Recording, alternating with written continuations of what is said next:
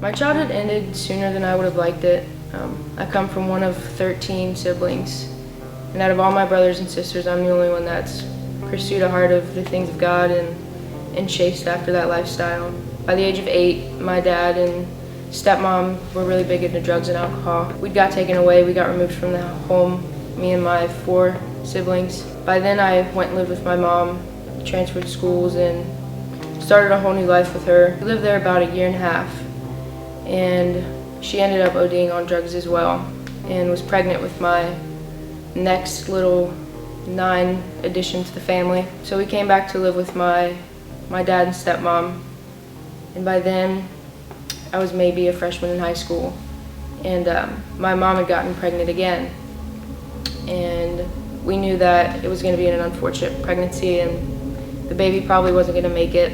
She lived to be 74 days old, and the end of my freshman year she passed away, and I began to question the things of God. I began to run.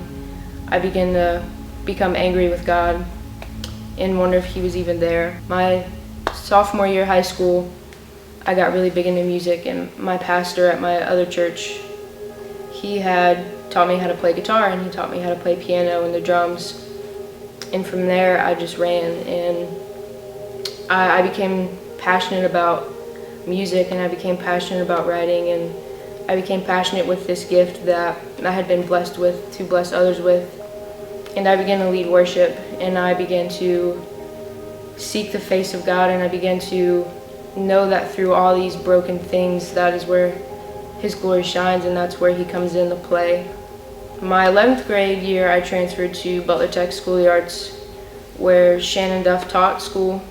The first year I was there, she kind of sat back and kind of had to let me learn a lot of things, and she didn't really get involved until my senior year of high school. And it was then that I began to just draw closer to God and just draw closer to her family, because of the love that they offered me and just the surrounding of family and friendships and relationships. It made me feel safe. There were times at school where she would show up to my house to make sure I was at school, and there were times where she would yell at me, and there were times when she encouraged me and pushed me closer to the things of God, even inside of the school environment. So now I'm here, and I play upstairs on Sundays, and even through all of that, even through the doubt and the fear and the anger, you just push closer to God, and that's where I'm drawing closer to him now and getting baptized.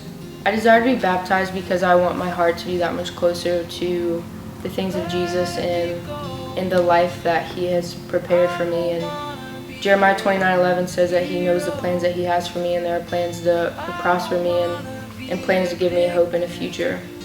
And the Bible also talks about how we are a light upon a dark hill, and through this I want people to see that on the hill, and I want people to see that I live a life in Christ, and that I live a life in the spirit and not in the flesh. I'm no perfect human, and people screw up, and I screw up a lot.